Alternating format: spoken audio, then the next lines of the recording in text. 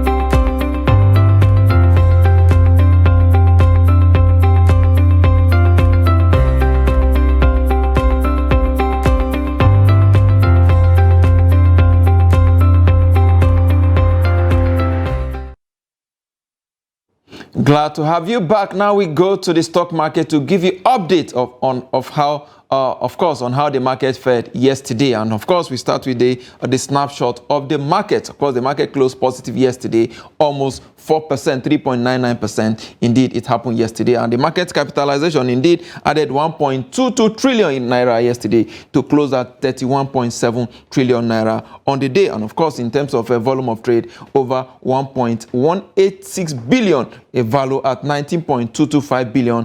And of course, the deals way double digit there, over about 10,369 exchange hands among investors on the day. And of course, we recall that was the first trading day after following the suspension of the CBN governor, Mr. Godwin Emefiele, over the weekend. We look at the gainers now on the day. Of course, the like of NASCON, Access Corporation, and of course GITCO, that's the Old Guarantee Trust Bank, are there gaining 10% all through all the day. And of course, on the losers table, we have the like of on the losers table, we go to see the like of John Hurt, of course, and of course Ella Lakes there, and of course TIP, all losing 1.1 naira 26 kobo there respectively, to go down at 10%, while of course Ella Lakes also down 10%, and of course TIP also down 9.62%. The top trades, we have quite a few of them, most of them from the banking sector, UBA,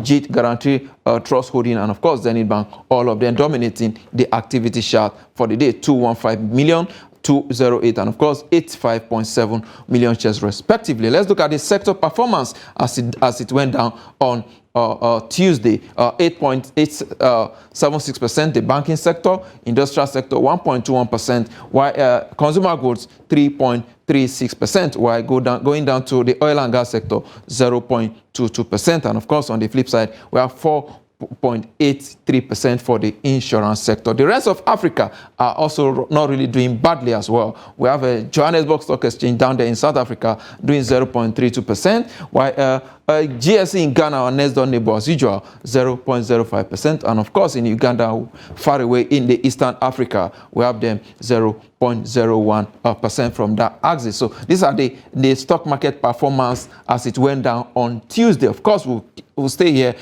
give you all the update I need to know about the stock market activities. But for now, we're going on a very short break. When we come back, we'll try to understand the new Electricity Act that was signed into law by President Bola Ahmed Tinubu. Don't go away.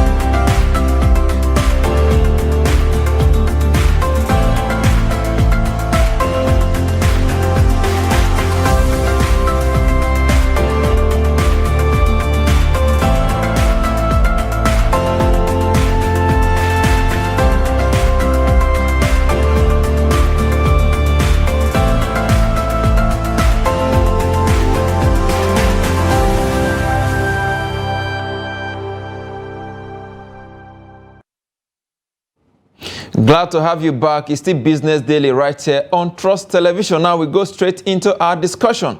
Power sector is in focus today. Of course, last week, President Bola Ahmed Tinubu signed into law the new Electricity Bill 2023 is now an act, so we'll try to understand what it means today on the show. And I have joining me in the studio Dr. Atiku Tambuwa Abubakar. He's the former acting MD of the Transmission Company of Nigeria. Glad to have you on Business Daily. Thank you. Yeah, absolutely. You are welcome. Then Adetayo Adegbemle is the Executive Director of Power Up Nigeria. He joins me via Zoom from Jos, Nigeria. But we start the discussion right from here in the studio. Let's understand what this Electricity Act means. What does it mean? Are we going to change? So is it the same way, the same that President Buhari signed, the former President Buhari signed? Yeah. Well, what President Muhammad Buhari signed some few months back was actually an amendment to the Constitution to enable states generate, transmit, and distribute power. Before then, all powers to do so lies with the federal government. Federal government, of course, license the distribution companies, the generation companies, and own the transmission company. So it's all within its own purview. And there is a Nigerian Regulatory Authority, NEC, which oversees the power sector for the nation. But now, coming to the recent Electricity Act, which was just signed by President Ahmed Bola Tinubu, it is also to now empower the states to establish their own regulatory agencies, such that at their own state level, they can be able to generate, transmit, and distribute power just in the same manner which used to be national. Yes, so interesting. But there is also some framework that we actually saw that a state can only generate within the state. You cannot distribute, even if you have some neighboring states that are very close to you. Yeah, that is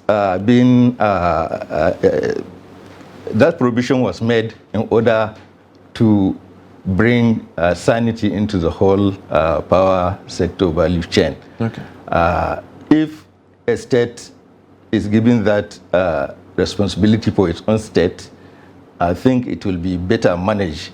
There won't be more frictions, and where there is interstate transmission, still the NEC, the national body, will take over. But within the confine of the state should be able to regulate and establish laws which are particular to that state, such that it can be able to regulate maybe set tariff, which could be different from other states. So there could be a regulation for each and every state, and whereby you have a distribution company. We know now they operate in 3 or 4 states. That's where the issue comes. So with this law, it is expedient on the distribution companies now to set up subsidiary distribution companies in each state, such that it can comply with whatever laws the state will have for its own citizens. In a way, that is good because there's over-centralization now. Most of the distribution companies, they could not manage their own franchise areas effectively. But I think with this law, if we have a subsidiary of a distribution company in each state, it will be better managed and there will be better service delivery. Interesting there. So let's look at some of the legs now. The first leg was taking the electricity off the exclusive list, which was what President Muhammad Buhari signed. Now we have an act which now empowers states to generate their own electricity within their own state. But again, the third leg now is the state will have to enact a law. As it is currently, we understand that only 3 states have that law: Kaduna, Lagos, and Edo. Ondo, I think it's on the process. Okay. Maybe it's not completed, but 3 have already established those laws. Okay, interesting now. So the other states, what happened to the other states that are yet to enact that law? Well, for those states that are yet to enact, they will still operate within the confine of the national laws as governed by NEC. Okay.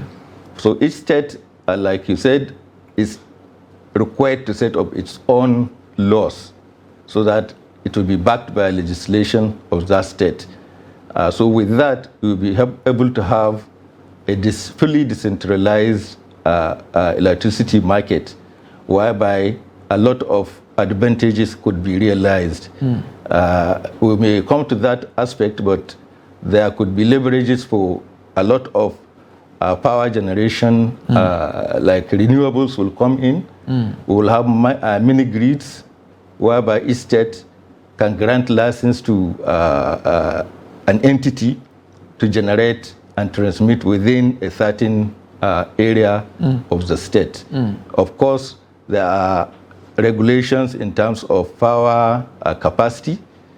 Anyone that generates more than 1 megawatt, that's 1,000 watts, will have to require license. Okay. Yeah, now that license is obtained fully from NEC. By the time states have its own laws, it could be able to change that configuration to suit its own particular needs. Okay, so for states to actually benefit from this now, maximally, they first need to enact their law so that they can operate within their own framework. All right. I understand that Adetayo Adigbemle is now with me via Zoom from Jos. Good morning, sir.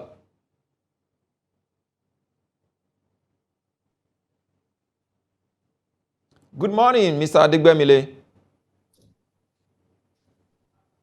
Good morning, Yusuf. Yeah, nice to have you. Yes, let's look at it now. The new Electricity Act has already been enacted by the president. He has signed it into law, and quite a whole lot of framework there for implementation across different states of the federation. But my concern is that many of the states that we have are not equal in terms of revenue generation. So what is the implication of this on some states with low revenue income rather? All right. I can see that you have one of my big organs in the power sector, one of the mentors, and one of the people that put us right when we push for this kind of thing. I can see you have him in the studio there. Good morning, sir. You can hear me. You see, the advantage of this law is not such that even states by themselves can put in the funds, put in the money, for these investments. No, the advantage of these changes in our laws in the power sector is such that each state can look at their advantages, their unique selling points, and bring it to the fore, so that investors can bring in funds. There is no state that can put in the money to build the whole power sector market and to generate, distribute, put transmission line across their states. There is no state in Nigeria that can afford it.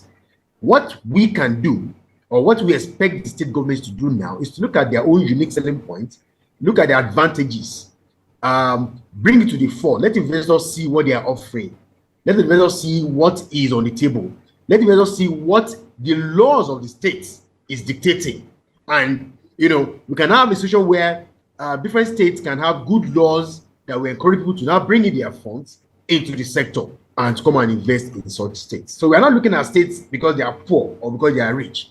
You can be poor financially, but you might have the resources for investors to tap into. To bring it to the fore, then investors will look at it and put money on it.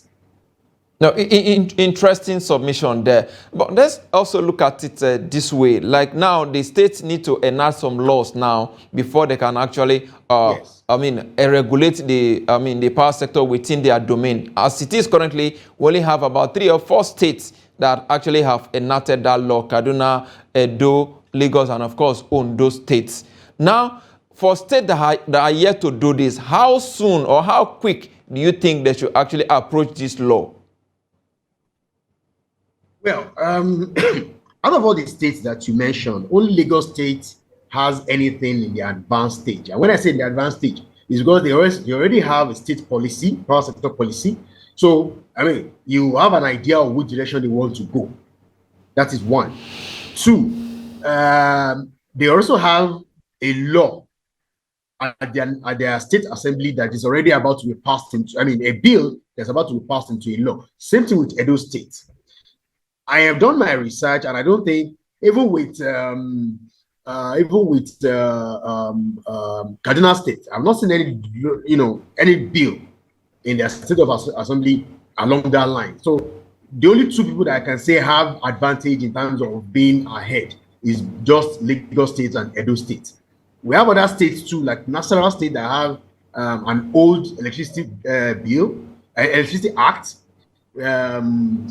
I think Ekiti too, they had an old electricity act. But what of those acts spoke about, or what they spoke about was about energy theft and the likes, not necessarily to regulate the whole electricity activity within their state. So those acts can be amended then. States to now come on board, look at what we have vis-a-vis what's happening nationally and how we can domesticate it to their own state.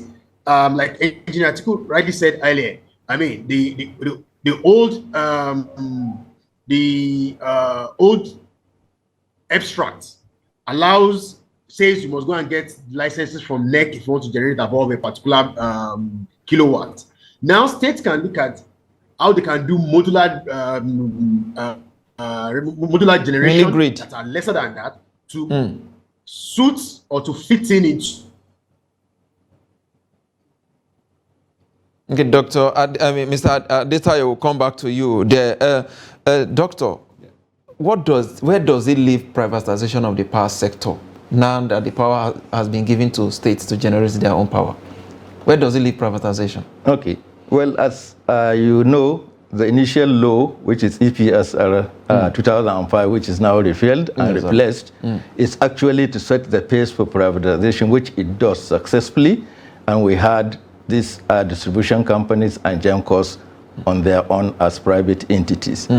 That is, the new act does not stop privatization anyway. Rather, it encourages it.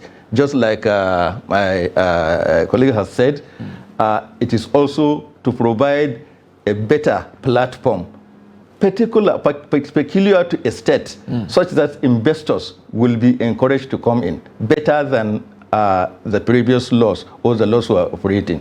So I believe this is investor friendly and it will encourage privatization. Not on a big scale.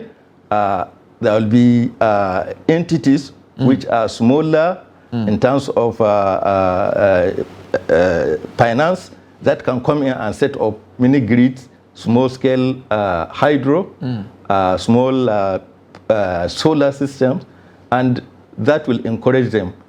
Now we have a lot of challenges in terms of financing for these big projects which federal government embark or which is expected of these privatized distribution and generation companies. So with this, there's a leverage for states to come up with modalities such that, if you like, small-scale investment can be done in a state to achieve the desired result for electricity. Okay, so would this in any way create competition among states? Exactly, that's what it means. There will be competition such that each state will be able to come up with a framework that will encourage investment. Absolutely, indeed. So we can actually go to bed and sleep with our closed eye, knowing that the power sector has been taken care of. Exactly. The power sector, as you know, is so much challenges in that sector. Very complex. Anyway. Yes. All we need to be cautious about is we have to learn from experience.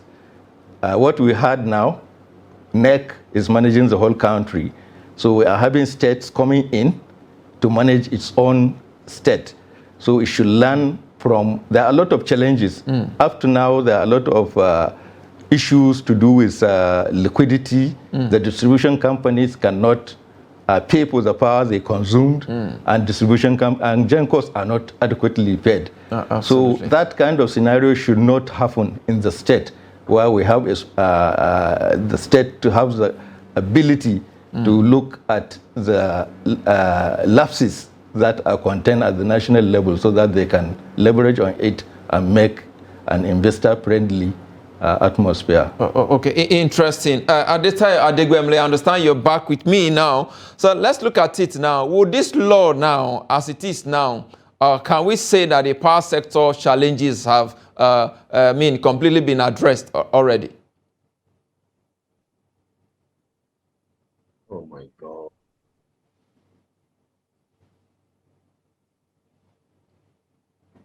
We seems to be having some technical challenges now with Mr.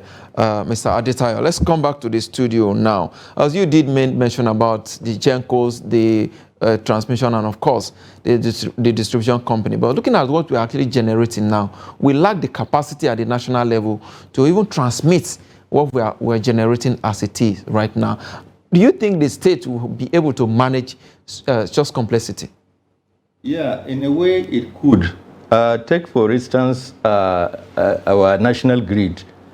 If it cannot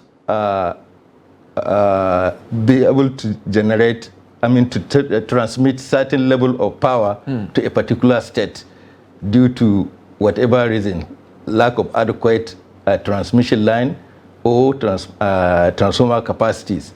So that state will look into that particular aspect and see how it can address it and create a mini grid or generation that is localized so that you don't need to put this into the national grid. It can be channeled to the areas of need, that is through adequate distribution system, which means you have now bypassed the transmission, the national grid, that is incapable of giving them the required power. Doctor, I want to ask you this question. Is it the challenges we keep having in the power sector? I keep wondering, is it a question of capacity or the lack of political will to implement some of the laws that we have on ground? Both. I will attribute it to lack of political will to impose the laws. NEC is there, which is mandated to oversee and superintend the power sector. So each and every licensee has terms of engagement and they know what they are supposed to do. So they are supposed to be sanctioned where they failed. That is lacking now in Nigeria. Had it been the adequate sanctions, contracts fully followed to the letter, I think we should be able to have a better system than we are having now. Capacity is also there. Generation, of course, we can say we have the capacity to generate up to 13,000 megawatts. But what are we pushing to the national grid? Mere 4,000 megawatts. Yes. There are some constraints. For example, gas. Right now, if there is no adequate water, flow in our dams, we will rely heavily on the gas. And there are challenges of this gas. It's the major issue. So most of these generation companies have the capacity where they cannot generate. Whereby they generate, again, as you say, transmission company may not be able to will that power to a particular region where it is needed. Absolutely. It may have the capacity, but at a different location. Absolutely. So that cannot add value. So that is some of the issues. As challenges, quite a lot of challenges. Coming back to distribution company, too, they have a lot of challenges. To me, those are the weakest link because they cannot take the required power, even if the customers require this power. They don't have the capacity to take exactly more. Due to absolutely. their transformers lines. And when you come to the other issue of commercial, some of them will decide not to take all the load given to them because they cannot pay back to the system. Absolutely. Doctor, I must thank you. Dr. Atiku Tambuwal Abubakar, former acting MD, Transmission Company of Nigeria. I must thank you for your time on the show. And of course, I also want to thank Adetayo Adegbenmle for some technical reason we couldn't reconnect with you. I must also thank you for your time on Business Daily today. And that's the size of our show. Join us tomorrow for more. I am Yusuf Akogu.